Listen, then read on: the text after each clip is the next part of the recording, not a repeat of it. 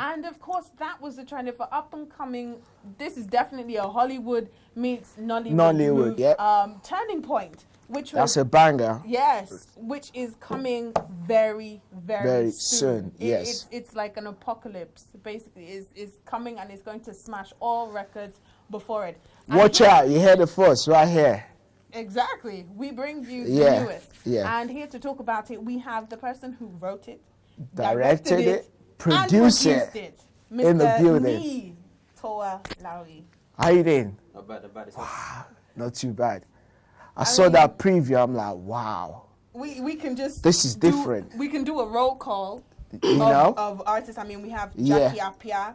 We have Todd Bridges. We have one of my favorite, Ernie Hudson. I love him all the way back from Ghostbusters down to every single cop thing that he's been in. Oge Okoye. Yeah, Patience Ozokwa, aka Mama G. Yes, Cinda Williams. Wow. But I mean, before we get too caught up in the fantastic people that are actually in the movie, can you just give our viewers a brief synopsis of what Turning Point is actually about? Okay, Turning Point is set in New York and Lagos. It's more set in New York. Okay. And it revolves around a Nigerian playboy type guy. You know, the guy's a banker. Is dating KD Obeah's character. Okay. She's actually very keen to actually marry him. She's African American. Okay. Our family were not initially feeling the guy too much initially, but they were starting to actually warm up to him. Okay. So now his family back in Nigeria, so when they get a sense that things are getting serious with this, African American girl that's got no roots in that, they start putting pressure on him to sort of X her off and then find So a more indigenous bride. Yeah. So he now he has to fly back to Nigeria to do like a family function. Yeah. And literally he gets off the plane and they present him with a wife. Like married her let's say arranged marriage. So guy's not having it like initially. But it kind of changes, his mind because, like the wife is pretty, she's quite submissive, and she actually does a good job of seducing him as well. So he thought, yeah, why not? This could work. So he takes her back to America, and obviously he's got to deal with everything that he's got back there. Yeah. Did you write the script yourself? I did, yes. You wrote the script. Wow. So he's like, you did everything on your own. What was it like working with the Hollywood legend and the odd scene? It's been everything from original Ghostbusters and Transformers. Yeah, I mean, I'm actually a really big fan of pretty much everyone on there, actually. Like Ghostbusters was mentioned. If You Saw Us, the prison with the warden, drama series. It was in The Hand That Rocks the Cradle as well. Yes. It was in that. Even stuff like Desperate Housewives. Yeah, he was in Criminal Minds, which is a favorite of mine. Criminal Minds. And just various things, really. Yeah. And so, this is someone that has been acting since before I was born, I'm sure. Yes.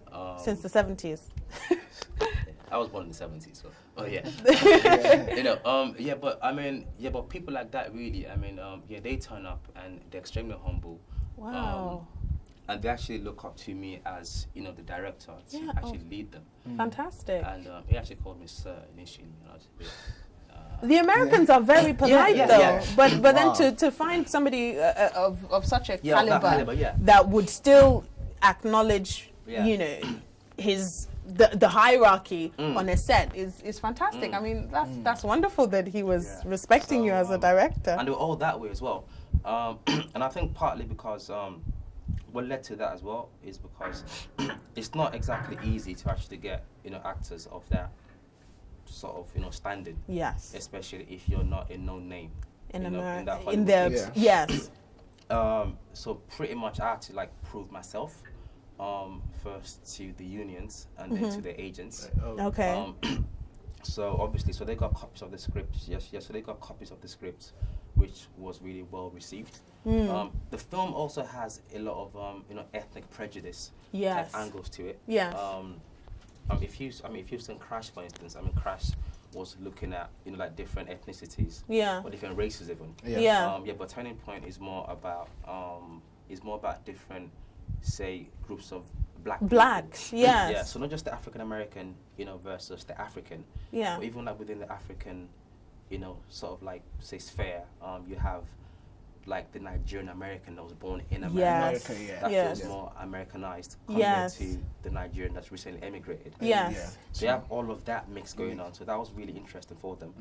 And then also as well, I had to pretty much convince everyone, you know, what my creative vision was. Okay. And I guess once I'd achieved that, they did realize that, yeah, this guy knows what he's talking about. And they looked me up on IMDb. I did Twisted years ago.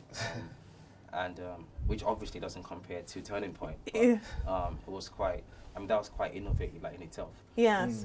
Yeah, so essentially, so everyone signed up. Yeah, they loved the idea of it. Wow. They would love shooting it. And so what are your expectations for the movie? I don't have very much, actually, to be honest. We're planning to release the film in a cinema in 16 countries. Oh, okay. We're definitely starting with the UK. Okay. And it's going to be premiere. What date is that? Yeah, in the UK. World premiere. Now, this has not been officially announced, so this is the first time it's been announced. Okay. The world premiere for Turning Point is the 16th of this. Is the 12th of December 2012. Okay. So it's 12/12/12. Wow. Remember that date? It's at the Indigo O2. O2. Okay. All the actors are coming down. Every single person. Fantastic. So we've got Ernie Hudson. Yeah, Todd Bridges is coming down. It's going to be Jackie Appiah, beautiful lady. Down. Oh, I love it. Everyone's coming down. Wow. Todd Bridges loves that joke, you know, that what you're talking about Willis kind of thing. Yes. What you're talking about Willis. Yeah, so we hear that every day. So I'm sure that's something. Wow. I think just quickly, it would be really fantastic if we could just go to the trailer again, and because the other one was a short version. He's only in it for the papers. If you must know, I'm a citizen of the United States. I wasn't talking about a green card. If you must know, I'm a citizen of the United States. Hey, what the hell's the matter with you, boy? We did not raise you to be prejudiced. Instead of insulting Ade, you could learn a lot from him. Like what? How to be a pompous, arrogant asshole? Hey, you're out of line, son. You know what? I'm out of here. Why don't you have the African be your son? Jason! Jason!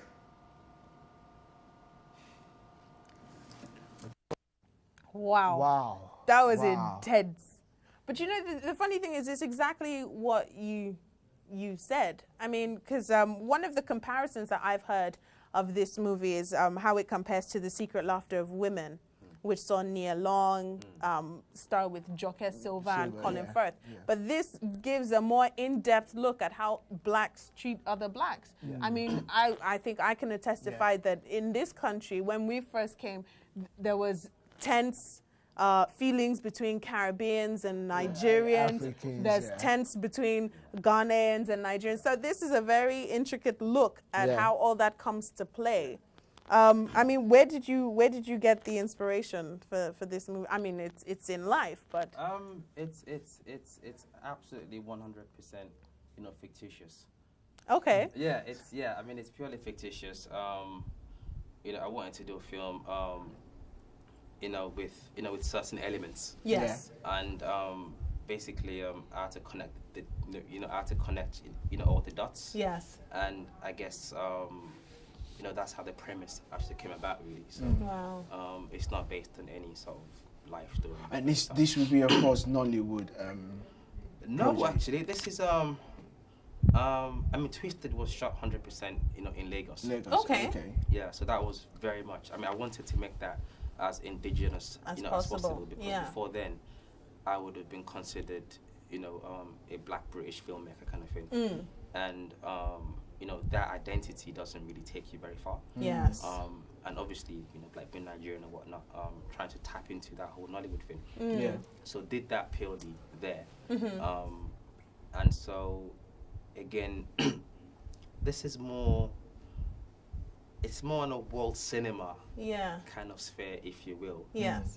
Because, I mean, Ernie Hudson and Mama G, for instance, you don't get, you know, much more extreme than that. Exactly. Yeah, so. So what would you like to see come out of Nollywood? Because I mean, you're taking a step towards brilliant direction. The script is well written, if I might say that, and basically everything is tight, production-wise, for you. But then, as a Nollywood, as somebody who's coming in and basically sort of championing a Nollywood kind of feel to the movie, where would you like to see Nollywood go? I think it's actually heading I think it's heading in that direction slowly. One of the key problems that I didn't actually realize until I tried making a film in Nigeria myself is the fact that quality is expensive. Yeah. Yeah. I mean, this was expensive to make. Yeah. And if I had 10 times the amount of money, I would have actually made 10 times a better film. Okay. Or maybe even more. So I think one of the key things definitely is that you know, funding needs to be, you know, a bigger part. You know, But you know, needs to be a bigger part of the picture.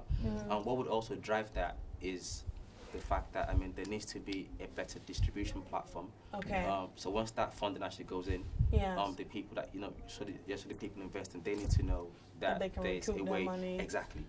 So that's I think that would be like the primary problem, really. Yeah. You know, or challenge to get, you know, you try to get solved first, and then once that's been handled, I mean, things like you don't have that much, you know, exposure to, say, technology and training and all those kind of things. Yes. So again, once the funding kicks in, then it has a knock-on effect on every other aspect of filmmaking. Yeah. So that would, I mean, so that would naturally kind of gets, you know, so that would naturally like fix a lot of things. Yeah. Because for instance, I mean, if somebody wanted to actually say hire me like to do a film, I wouldn't be cheap. They have to pay. So that money has to come from somewhere. So again, if you have films with much, you know, like bigger budgets, you will have, you know, like better directors coming in, or like better writers coming in. And the whole industry will just get a facelift. Yeah. Basically. I mean, we're talking 12, 12, 12. And every Saturday, right on the magazine show. Starting from next week, we will be giving at least giving our viewers more information about the movie premiere, which will be taking place at the O2 Indigo. And for our viewers watching, we'll be giving away tickets. You know, for the premiere on the 12/12/12, and all the celebrities are going to be on the red carpet on that day. So if you want a sneak peek at the Miss Jackie Appiah, the beautiful, I'm actually looking forward to see this film. Yes, I'm looking forward to see it. It's kind of different from what I've been saying coming out in Nollywood. This is totally different, and we're talking 12/12/12, and every Saturday right here we're going to be getting clips or someone from Turning Point, and watch out, all the celebrities are going to be on the show anyway. They're going to be here. Well, thank you very much, Mr. Towolawi, for blessing our couch. And before you go, I just want a word of advice for young ones that want to be a director, producer, or a writer. What advice have you got for the young ones? Start now. Literally. Start now. Start writing. Shoot stuff on your camera phone. Shoot stuff on anything that you have. Get your friends to act for you. You know, do it. Get it wrong. You know, improve on it. Be like, do it again. It's a very fun process to do. It's very time consuming as well, and it's quite hard work. But that's why you have to start now. Yeah, but ultimately it's very, very rewarding. So start now. Start now. Thank you very much. Thank you very much. And we look forward to see you at the premiere 12/12/12. I'll be there. We'll be there. Thank you very much for coming. Thank you to the man behind the scene, Mr. Tunde Phoenix. So guys, well, we've come to the end of the magazine show. We're just quickly going to run through the dates for the diaries. I'll quickly do this. Obviously, AmpFest is next week Saturday. Yeah. Make sure you make your way. Go and show your support. AmpFest, which is taking place at the Rhine Chapel, which is in Hackney. In Hackney, Parkcroft Road, London E9. Just log on to www.ampfest, and then you get all the full information. And the after party is at IFBAR. Straight after that is an after party, and also the AmpFest program TV will start right here on Bain TV this very afternoon. Yeah, so look out for that. So make sure you tune into that. Of course, today is the last day of Bola Agbaje's House of Corrections. Yeah, it's today, tomorrow. Sunday the 4th, I beg your pardon. Tomorrow is the last day of House of Corrections, showing at the theatre. It's by Bola Agbaje. If you need the number, go to www.riversidestudios.co.uk where you can get more information on purchasing. Yes, make sure you go support the House of Correction. Yes, I mean, the tickets are only 18 to £20. Yeah. And I also want to say thank you guys, everyone that's gone out there to vote TV Personality of the Year. Yes. Thank you very much. BAFTA Awards is getting bigger, you know, it's getting stronger. Next year, 50th anniversary, we're going to make that happen. And of course, until next time, guys, we are still here at the magazine show, bringing you the best in entertainment in the diaspora and back home. We love you, and we'll see you next week. God bless.